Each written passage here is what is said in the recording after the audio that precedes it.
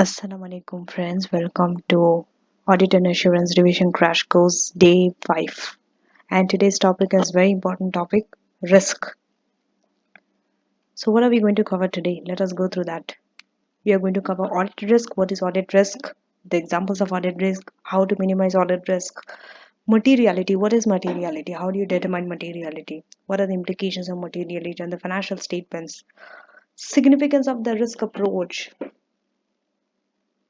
what is the approach of managing the risk, understanding the entity and its environment, risk assessment procedures, what are the procedures, analytical procedures. So let's start with the audit risk. There are three types of risk.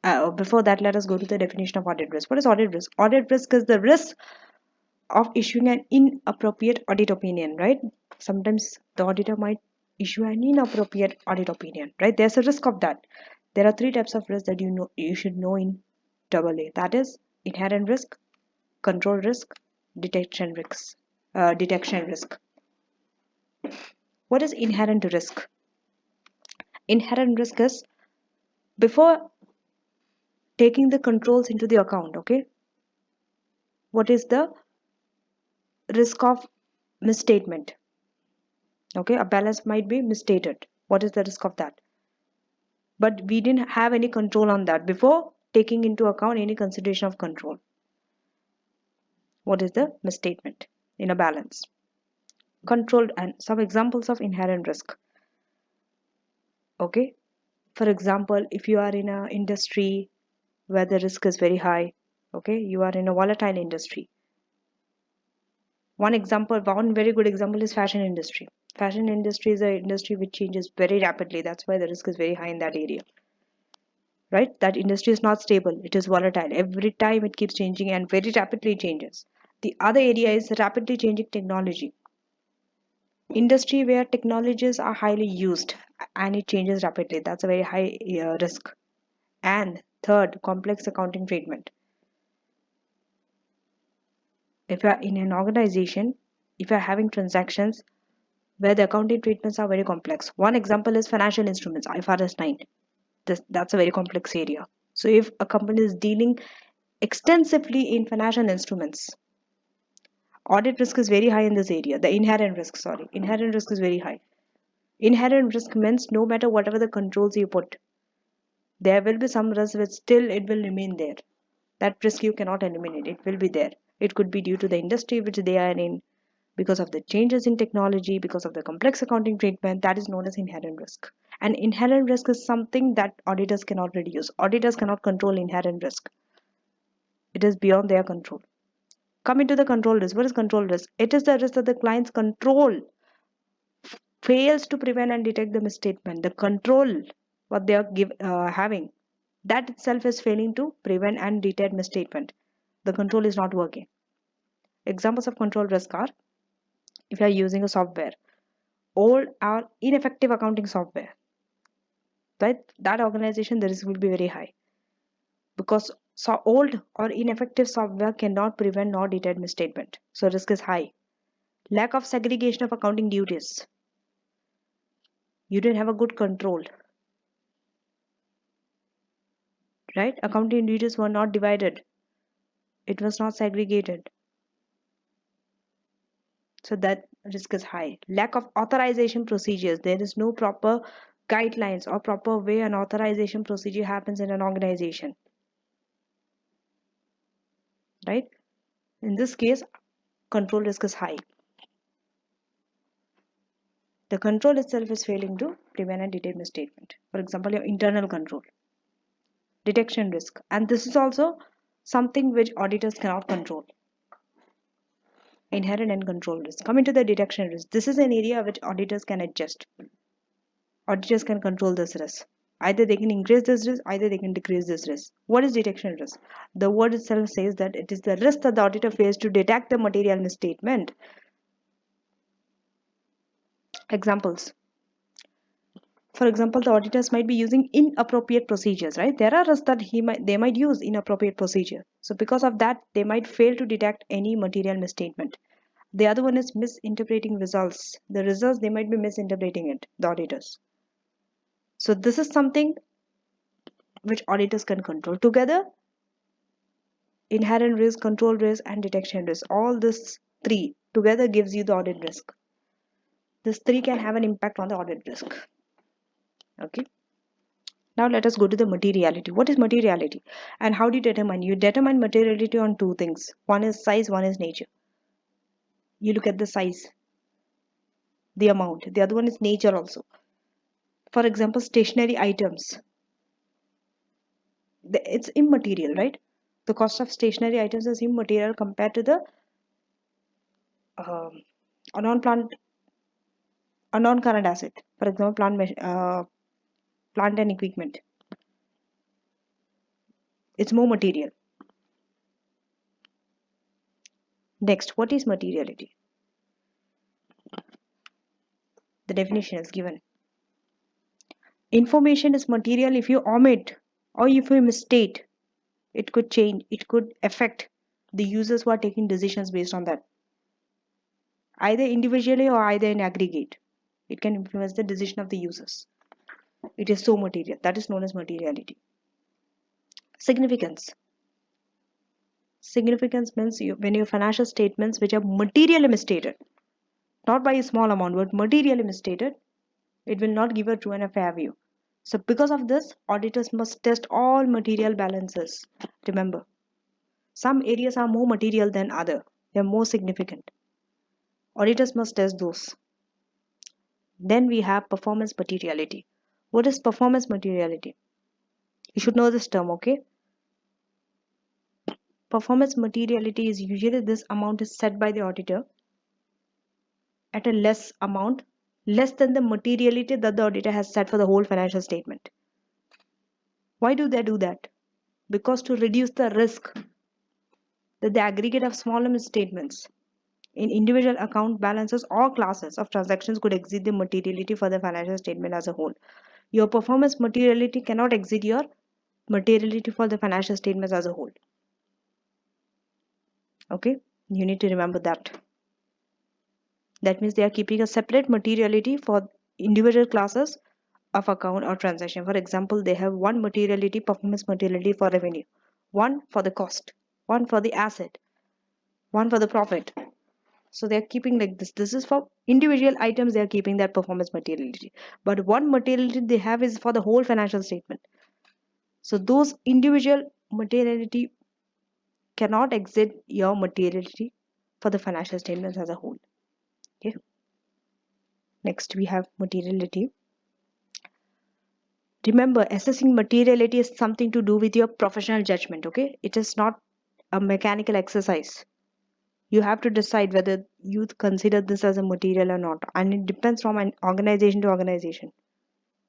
Every company is unique, their circumstances are unique, so when they determine the determine the materiality, it will be different for each company. And also they have to take care of the informational needs also of the users of the financial statements. So based on that, they will assess the materiality. Then in the exam, balances will be material if they exist. For revenue, 0.5%. If it's more than 0.5%, it's material. For profit before tax is 5%. More than 5% profit before tax, less than 5% not material. And for assets, total assets, 1%. So you must remember this figure. Revenue 0.5%, profit before tax 5%, total assets 1%. More than this, the balance will be taken as material. This is for the exam's point of view, okay, in your exam AA. Then materiality. Remember, materiality, you have to keep on reassessing it. It's not fixed that whatever you have done in the planning of the audit, you must have set a materiality level. You have to reassess it during audit process. Why? Because during audit process, let's say for 3 months or 4 months, there will be some new information which is coming. So based on that new information, you have to change your materiality. Or maybe new risk is coming up. Initially, when you are planning the audit, it was not there, but later, after a month, you came to know that there is a further risk that is arising, or some new information which will give rise to the risk. So because of that, you have to reassess your materiality. That means you have to change your materiality level. Now, 3 terms you need to know. misstatement. What is misstatement? Misstatement means when the amount that you have recorded in the financial statement, it is different than what it should have been recorded, right? The difference could be because of the amount, because the classification is wrong maybe, right? For example, current assets you have put under non-current assets, so that is classification misstatement. The amount might be misstated, or presentation, you have presented in a wrong way, or disclosure. So it could be out of any of this that your financial statements item is misstated. Okay. Misstatements can arise due to two things. One is error, one is fraud. Okay, it could be a genuine error. Maybe somewhere you were calculating it was wrong. But fraud is when you are intentionally doing it, misstating it. Okay. Then another term that you need to know, sampling risk and non-sampling risk. What is sampling risk? This arises from the possibility that the auditor's conclusion based on the sample will be different if they have taken the entire population for testing. If they have applied that same audit procedure on the population, entire population, their conclusion will be different what they have done on the sample, because we know auditors test on sample. They don't test each and every transaction. It's not possible for them, especially if the organization is very big. You don't test the entire population. You don't do the test. You do the test only on samples. So because of that, there is a possibility that the auditor's conclusion might be incorrect or might be different. That's known as sampling risk. What is this? Non-sampling risk. They have used the appropriate sample, but still there's a risk that the auditors reach an inappropriate opinion. That is known as non-sampling risk. This has nothing to do with sampling. Sampling is correct, whatever you have chosen. But still the auditor might reach an inappropriate opinion. Now let us go to the significance of the risk approaches. So how do you approach this risk? Inherent risk and control risk, they cannot be directly influenced by the auditor. You should know this. Only the detection risk can be influenced by the by the auditor. They can manipulate this detection risk. How? If they assess that the inherent and the control risk are high, what should they do? They increased, okay, it increased the risk of material misstatement, right? If your inherent risk is also high, control risk is also high, automatically your material misstatement, the risk will increase. So what can the auditor do? They can lower the detection risk. They will lower the detection risk. How will they lower the detection risk? By following this.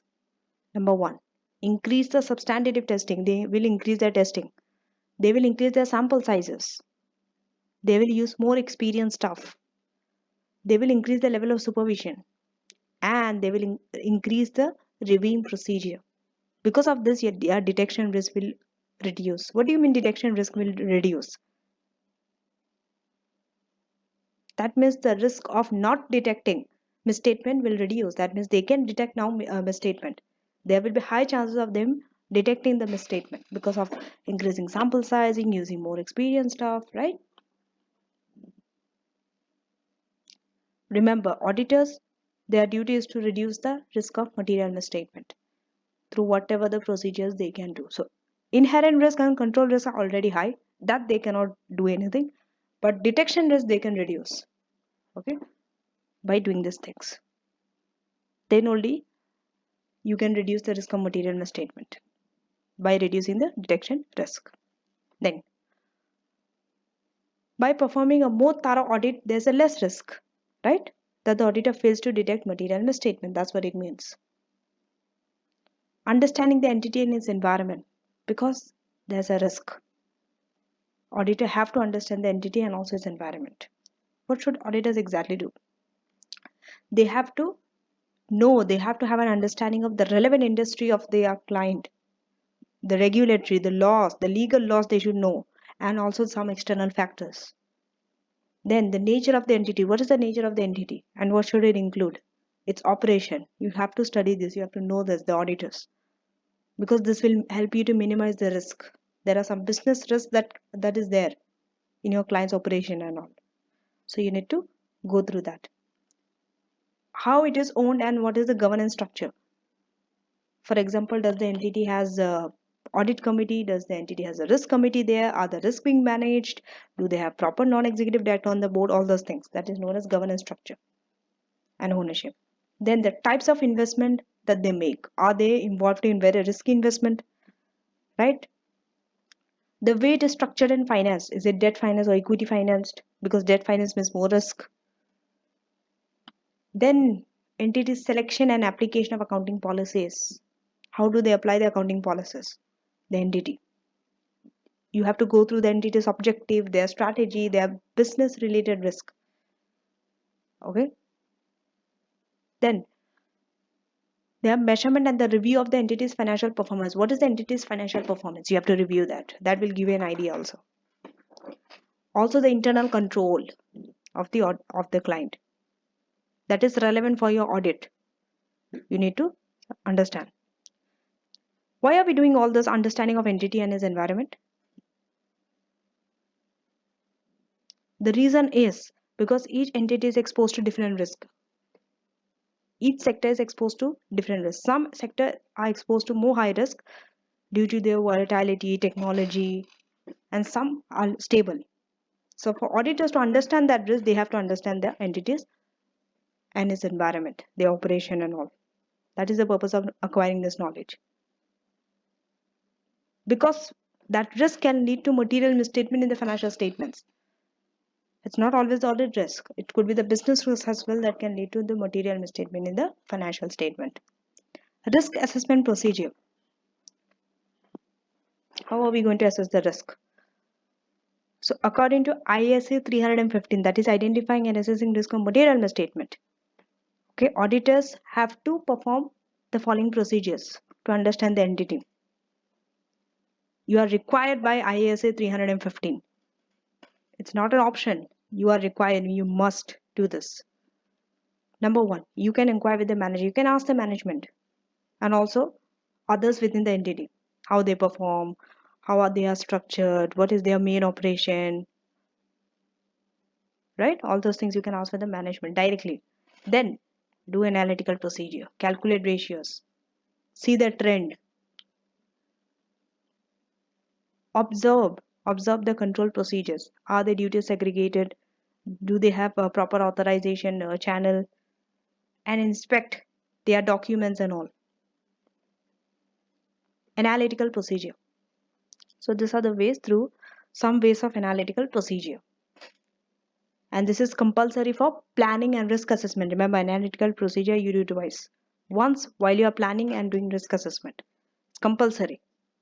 Then this analytical procedure can also be used as a source of evidence. Okay, this is a very efficient and effective source of substantive evidence.